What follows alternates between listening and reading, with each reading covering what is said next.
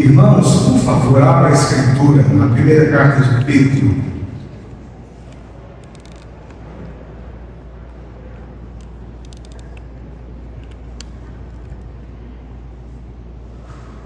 Primeira carta de Pedro.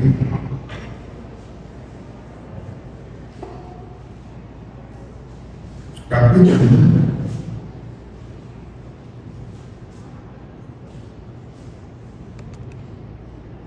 A partir do verso 1. Por que o pastor sempre faz questão de ler toda o capítulo? É porque todos os assuntos eles estão interligados uns com os outros. Nós vimos domingo passado, por exemplo, irmãos, a questão da santidade que nasce da esperança, né? Hoje é o temor, é um viver em temor santo que nasce de saber quem é o nosso Deus. Ele nasce da nossa filiação, ele nasce pelo fato de sermos filhos de Deus. Somente os seus filhos o temem, porque somente os seus filhos o conhecem.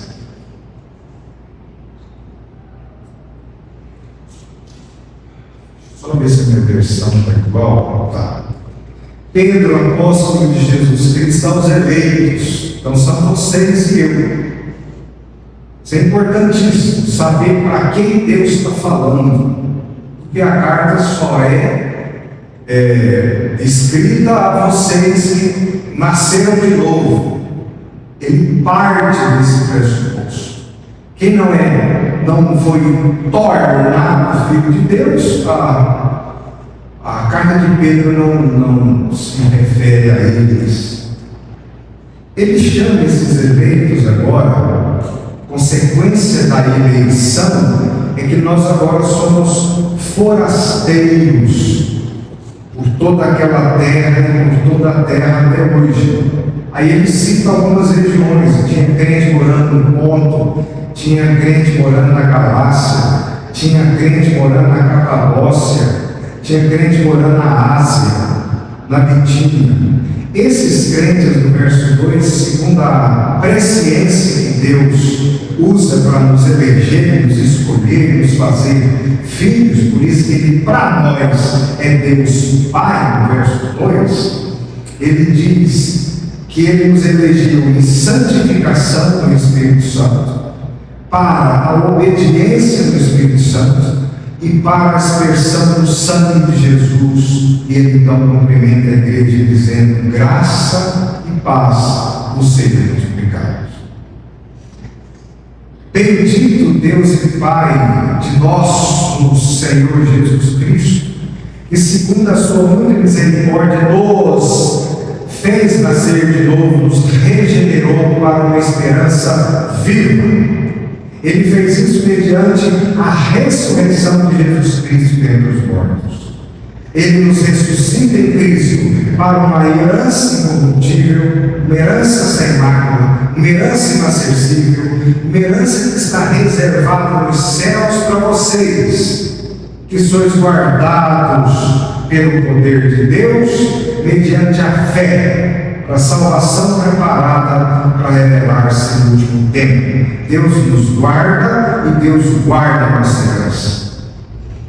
É nesse movimento da graça que vocês devem exultar. Não pode haver alegria maior no meu coração do que saber que eu sou filho de Deus. Se tiver, tem algo muito grave acontecendo. Se a sua grande alegria é trocar de carro, trocar de casa, arrumar uma namorada, é casar, se a sua grande exultação é ter filhos, tem algo errado. Isso ele faz não só com filhos, todo mundo tem isso. Todo ser humano que trabalha troca de carro, compra uma casa. Todos que não são doentes, eles geram filhos, casam. Mas tem uma coisa que ele está dizendo: exultem, porque isso só nós temos. Os eleitos de rasteiros deste mundo. Uma herança incorruptível. Ou seja, ele está usando contraste. Todas as heranças aqui, todos os bens aqui a traça está comendo, inclusive o seu corpo. Mas a eu guardei imarcessível, nem a morte pode tocá-la. E eu guardei você, para que você chegue e receba de minhas mãos essa herança. Está aqui, meu filho, você é meu herdeiro. Você é meu co-herdeiro em Cristo Jesus. Essa tem que ser a sua exultação, a sua alegria indizível. Ele diz que, embora no presente, verso 6, por um tempo breve, por quê? Porque a vida é breve. Se for necessário, nós seremos entristecidos ou angustiados por muitas provações. Não tem problema. A minha exultação não está na minha segurança. A minha exultação não está no desejo de não ser efêmero. A minha exultação está, apesar das provações, é nele. É nele. Então as provações apenas compõem o meu estilo de vida em andar com Jesus. Aí no verso 7 ele diz que até a provação tem um objetivo. Ele diz que uma vez confirmado o valor da fé desses eleitos, essa fé é muito mais preciosa do que o ouro que perece. Mesmo esse ouro apurado por fogo não compara à preciosidade da fé, pois ela redundará em louvor, glória e honra ao Senhor na revelação de Jesus Cristo. Aí ele diz, a quem não havendo, se referindo a nós, não aos seus leitores, como os apóstolos que o viram, os seus autores, ele diz que não, vocês não o viram, mas vocês adoram a Ele. Vocês não estão vendo agora, mas vocês creem nele. Aí ele vai dizer, então, isso é um milagre. Não vê-lo, adorá-lo e crê-lo, cadê Jesus? A Bíblia diz que ele está aqui, mas eu não vejo, mas eu creio. Aí ele vai dizer, então, exulte com alegria, porque isso é milagre. Crer é milagre. Continuar crendo é milagre, vem de mim, exulte nisso, com uma alegria indizível e cheia de glória. Verso 9, pois obterão no fim da vossa fé a salvação da sua vida inteira, corpo e alma. Porque foi a respeito dessa salvação que os profetas falaram e inquiriram, todos eles. Profetizaram acerca dessa graça que foi destinada a vocês. Eles fizeram isso investigando atentamente. E qual ocasião será que o Messias virá? Quais circunstâncias oportunas, indicadas pelo Espírito de Cristo neles, ao dar de antemão o testemunho sobre os sofrimentos referentes a Jesus Cristo, e sobre as glórias que o seguiriam. Aos profetas foi revelado que não para eles mesmos, mas para os eleitos, ministravam as coisas que agora, hoje, vos foram anunciadas por aqueles que, pelo Espírito Santo, através da Escritura, enviado do céu, vos pregaram o Evangelho. E essas coisas até os anjos anelam perscrutar. Por isso, olha só, domingo passado, a santidade que nasce dessa esperança. Por isso, cinja sua mente, guarda sua mente, para que você seja sóbrio e espere inteiramente nessa graça que vos está sendo trazida na revelação de Jesus Cristo. Façam isso como filhos da obediência. Não vos amoldeis mais àquelas paixões efêmeras que tinham anteriormente na vossa ignorância, mas pelo contrário, vivam a antítese disso, segundo aquele que te chamou é santo, aquele que te sustenta é santo, tornem santo também vós mesmos em todo o vosso procedimento. Porque está escrito, sede santos, porque eu sou santo.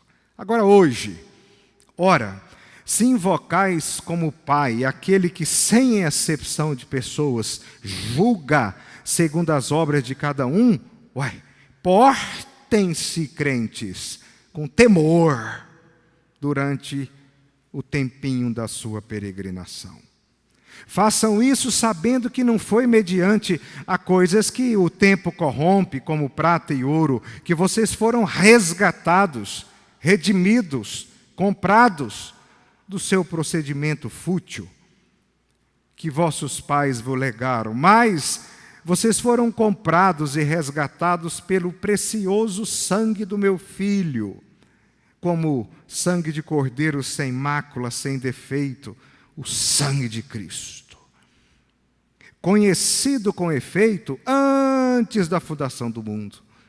Cristo foi imolado na eternidade, porém manifestado no fim dos tempos. Isso é lindo demais. Por amor a vós. Que por meio de Jesus tendes fé em Deus. Deus esse que o ressuscitou dentre os mortos e deu a Cristo glória. De sorte, igreja, que a sua fé e, claro, a sua esperança estejam em Deus. Precisava pregar? Não. O texto está aí. Andem em temor. Se ele é seu pai, o respeite-o. Façam isso por causa da esperança, do sangue. Façam isso porque ele te comprou. Você é dele agora. Os céus e a terra pertencem a ele. E você agora também. Seu corpo não é seu, suas regras não são suas, nem sua vida é sua. Isso é andar com temor. É saber quem manda e quem obedece. Não obediência que é um fardo, é a obediência do filho, que sabe que jamais seu pai lhe daria nenhum conselho que não fosse para o seu bem. Então a primeira coisa que aprendemos hoje, irmãos, é vivam com temor diante de um pai que julga. Veja o texto, verso 17. Ora, se invocais como pai àquele que sempre são pessoas, julga segundo as obras de cada um, portai-vos com temor durante o seu tempo de vida aqui. Você não é chamado de peregrino? Então, enquanto você peregrina aqui, respeite a Deus. Essa ideia desse verbo é um verbo da língua grega, krino, que traz a ideia de discernir, avaliar.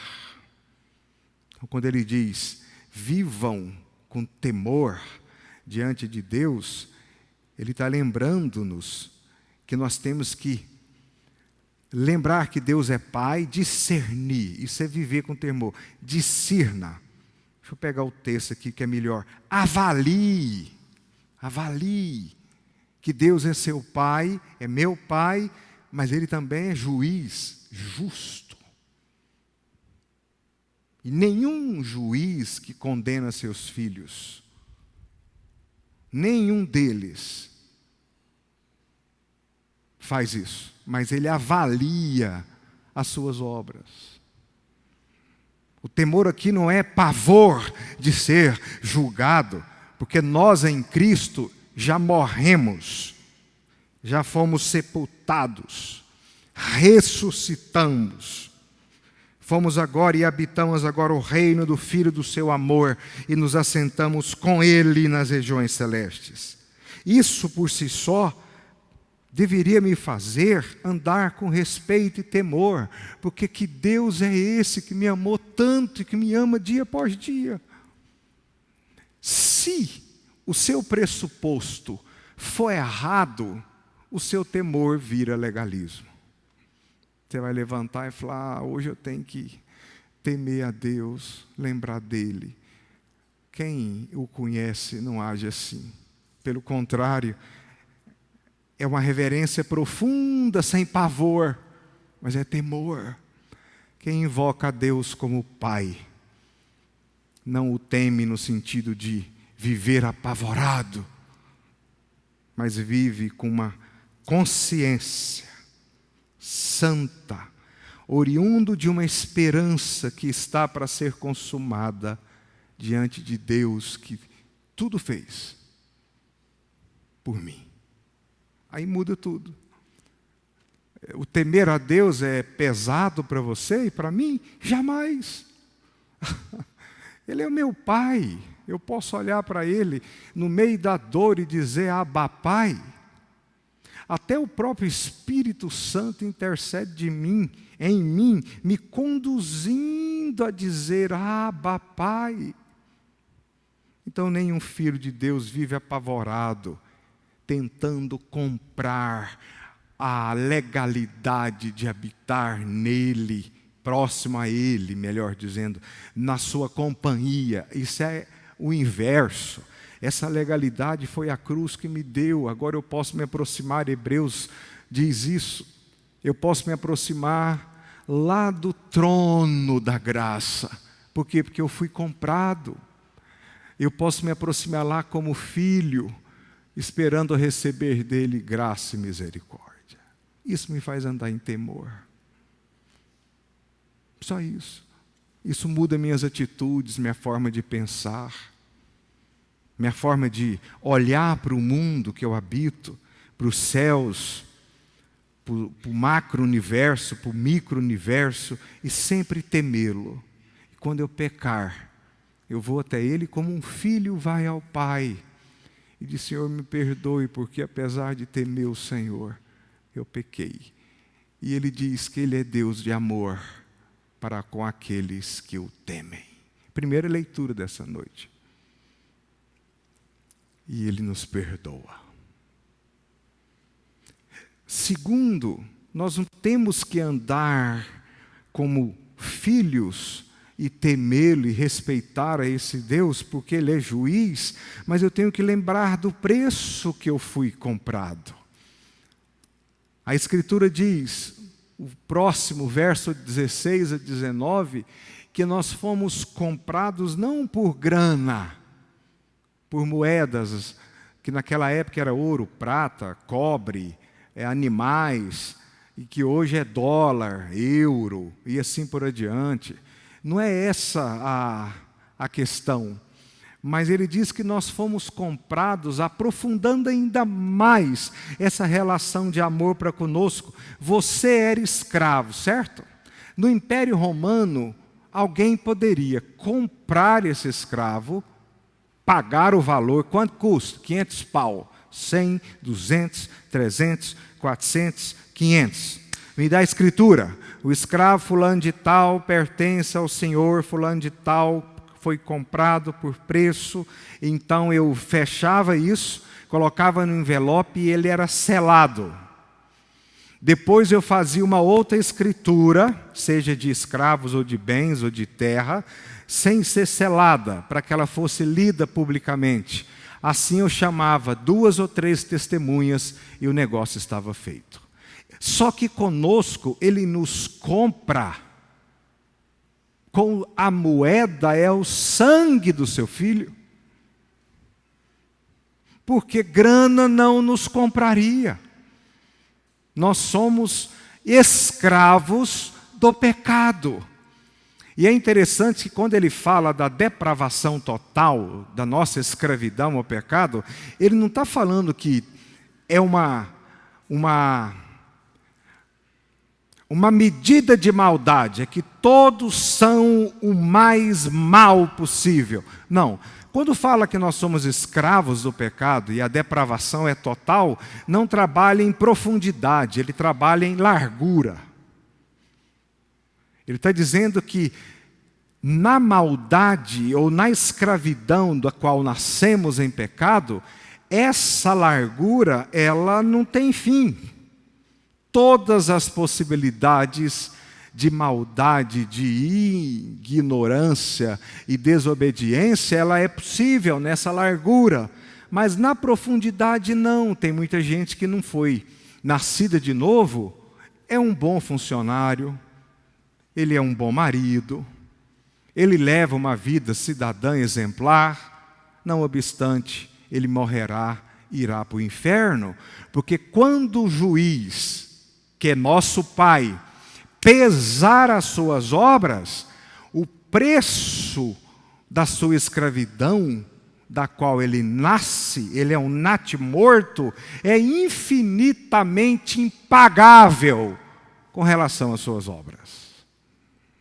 Então alguém que não teria pecado, teria que vir e se fazer pecado em nosso lugar, e nos remir, e nos comprar. E aí só tem um homem, que obedeceu toda a lei, que não tem pecado, o segundo Adão, é Jesus Cristo. Isso é terrível de falar, o Filho de Deus. Ele só teve um filho, só um. Nesse filho, a alma dele tinha prazer. Por 2 ocasiões ele diz, eis aí meu filho em quem eu tenho prazer. Eu me deleito. Pois bem, ele pega esse filho, o prega em uma cruz, e ele o mói pela sua transgressão, pela minha transgressão.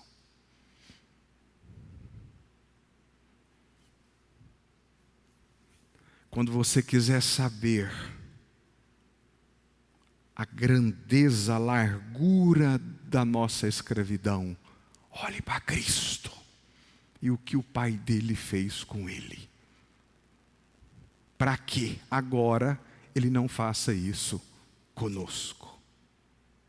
Ele pega a justiça da cruz, aonde ele derrama sobre ele toda a ira que ele tinha contra nós.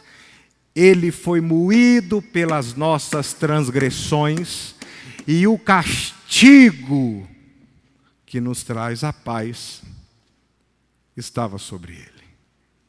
Pelas suas pisaduras eu fui comprado. Esse negócio jamais é desfeito. Isso tem que me fazer andar num temor, mas um temor alegre, um temor descansado, um temor de quem foi feito escravo do Pai. E o Pai então diz, pois bem, agora que é meu, vai. Eu disse, e para onde? Se só tu tens as palavras de vida eterna. Eu serei seu escravo, meu Senhor, a vida inteira. Está vendo que é uma resposta à graça? Por isso que todos os escritores da Bíblia começam eu, Paulo, aí ele põe doulos e Yeshua Christus. Eu, Paulo, escravo de Jesus Cristo. Todos eles. Você foi comprado, eu fui comprado. Graças a Deus eu não pertenço mais a mim mesmo. Eu desisti de mim. É Ele. Tudo é Ele. Perguntaram recentemente para mim, reverendo Alex, como um homem pode ser salvo? Aí eu disse, o homem pode ser salvo desistindo dele mesmo, de suas obras, das suas performances. e chegando diante do Deus Santíssimo e dizendo a Ele: aplique em mim a justiça do seu Filho. Eu estou no inferno para sempre. Me retire de lá pela sua graça. Aplique a justiça do seu Filho sobre mim, então eu serei livre. João, capítulo 8, verso 32, verso 36. Se o Filho vos libertar, a vocês escravos, verdadeiramente sereis livres. Que maravilha! É interessante que essa palavra preço da redenção, esse termo redenção é litro, é fácil de você gravar. Litro, em grego, é a ideia de resgate mediante pagamento. Vocês foram resgatados não por coisas que se corrompem, mas pelo precioso sangue do único Filho de Deus. De modo que a redenção define o seu valor e o seu modo de vida. A cruz remove toda a vida fútil herdada do mundo. Então, o viver em temor é fruto da minha redenção. A redenção em Cristo define o meu valor. Eu sou filho de Deus. Esse é meu valor. E a mesma redenção define agora o meu viver. Pois eu vivo como filho de Deus, e não mais em meus pecados idiotas e efêmeros. Eu parei de correr atrás do vento. Eu corro atrás dele. E por último, verso 20. Conhecido com efeito antes da fundação do mundo, porém manifestado no fim dos tempos por amor a vós, que por meio de Jesus tende fedes em Deus, o qual ressuscitou dentre os mortos a Cristo e deu a Cristo a sua glória, de sorte que a nossa fé agora, amados irmãos e igreja, e a nossa esperança esteja em Deus. Conhecer de antemão foi o que Deus fez conosco. Pedro nos lembra que o sacrifício de Jesus Cristo não foi improviso. Esse sacrifício foi designado antes da fundação do mundo, de modo que a cruz de Cristo é o centro eterno do plano divino. É por isso que eu disse aquele dia, toda a Escritura, toda a nossa existência, todos os dons e talentos, todo o sofrimento, toda a alegria, o centro de existir, a criação orbita ao redor do eterno Cristo. Tudo foi feito por meio dele e para ele. A cruz é o centro do plano divino para nos salvar. De modo que a redenção definiu o meu valor. A redenção define o meu temor. Por isso que quem não é redimido não o temerá. Não tem pressuposto. O Calvário não foi resposta à queda, mas o coração do decreto eterno.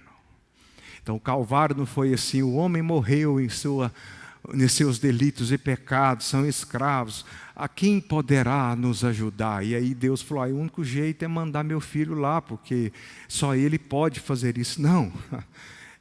O Calvário não foi uma resposta ao que aconteceu em Gênesis 3, mas o coração do decreto eterno é o Calvário.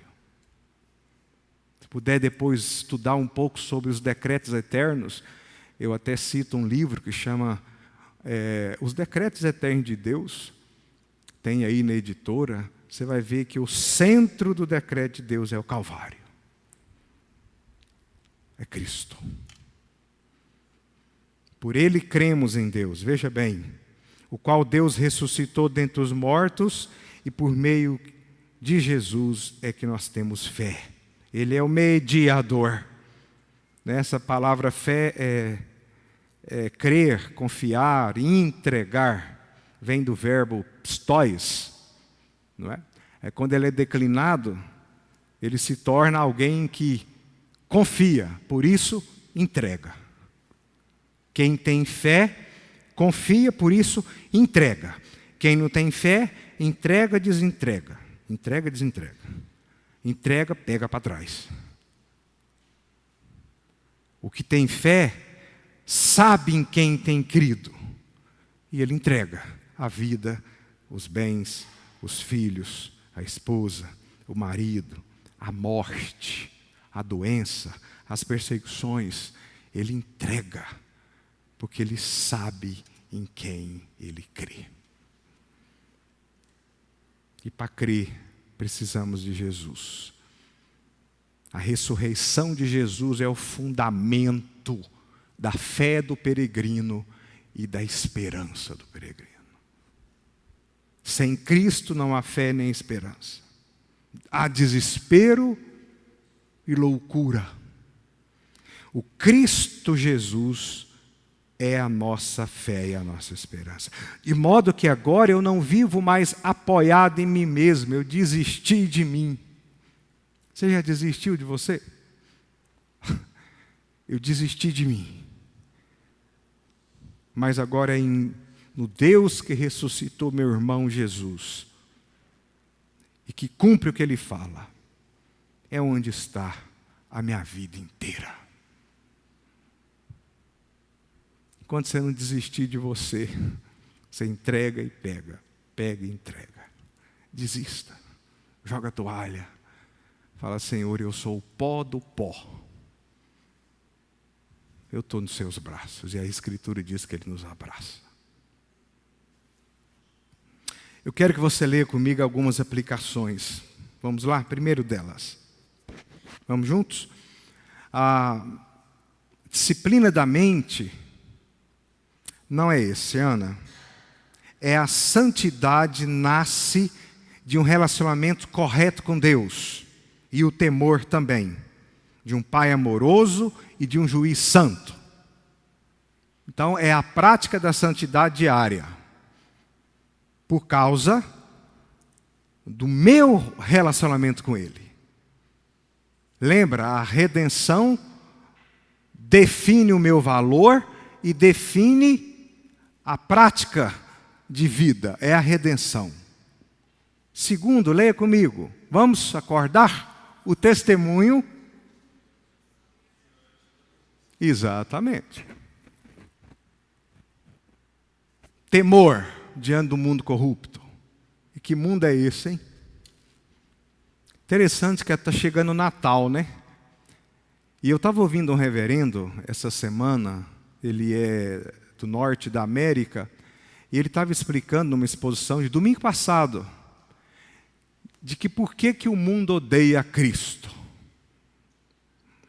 Porque a gente acha que ele ama a Cristo, por exemplo. Agora todo mundo vai montar um presépio em sua casa. Porque o mundo não odeia o Jesus bebê. Não. O Jesus bebê é festa, é grana, é presente, é mesa farta para comer até empanturrar.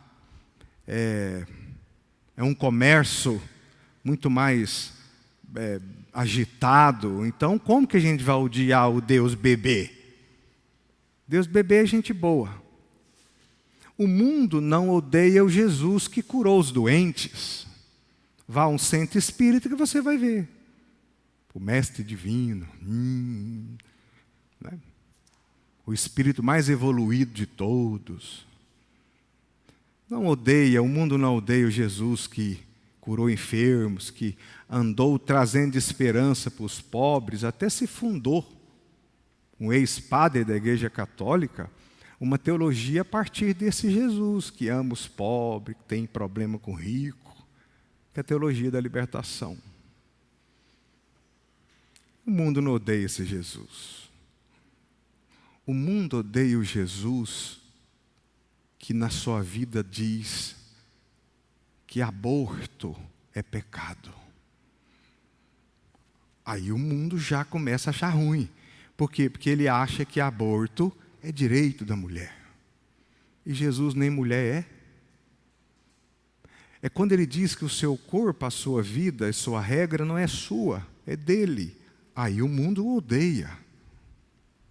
É quando ele manda a mim e a você seguir os seus passos, renunciar ao pecado, ter uma vida de temor e santidade. Aí o mundo não quer mais, porque aí ele se torna uma persona non grata, principalmente no mundo progressista como o nosso. Quando ele fala que não pode roubar, você imagina um político ouvindo isso. Você não pode roubar, que você vai ser julgado por isso. Ele troca de Jesus. Aí ele fica com Jesus da manjedoura, o Jesus da espiritualidade, o Jesus que é assim: creia em mim, mas não deixe que eu interfira em nada da sua vida. É o Jesus que odeia o divórcio? Não.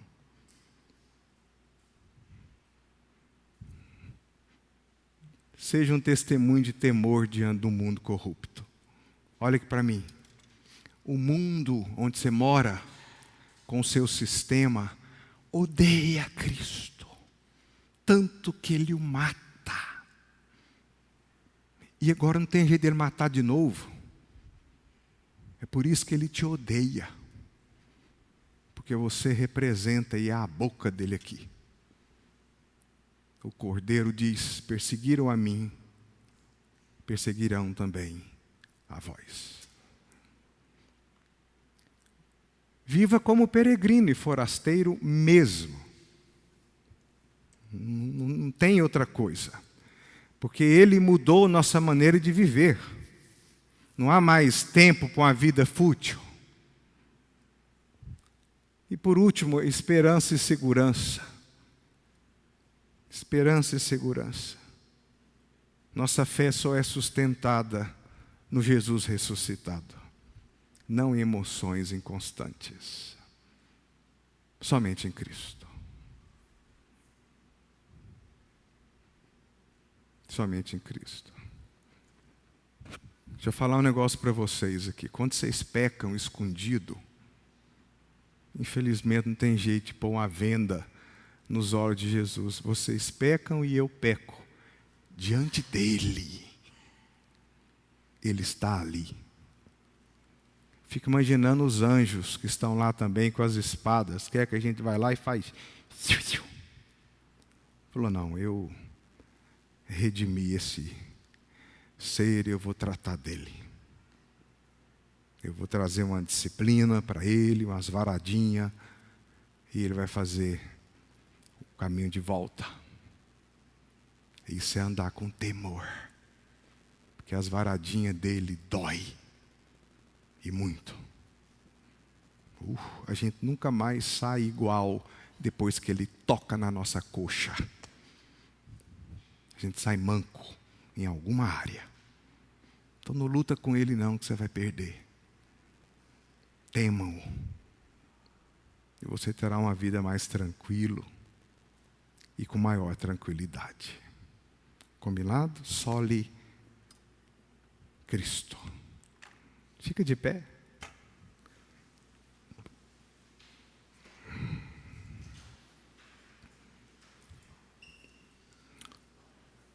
Receba a bênção, irmãos, que o Senhor Deus, onde o mundo, o universo, todos são dele. Ele os criou do nada, digno de temor, não de pavor. Que o Deus dessa graça maravilhosa, o amor dele, a graça do seu Filho, mediante a qual cremos, e fomos comprados e mudamos agora a nossa situação, agora somos filhos, co-irmãos de Jesus, co-herdeiros dele, e a presença diária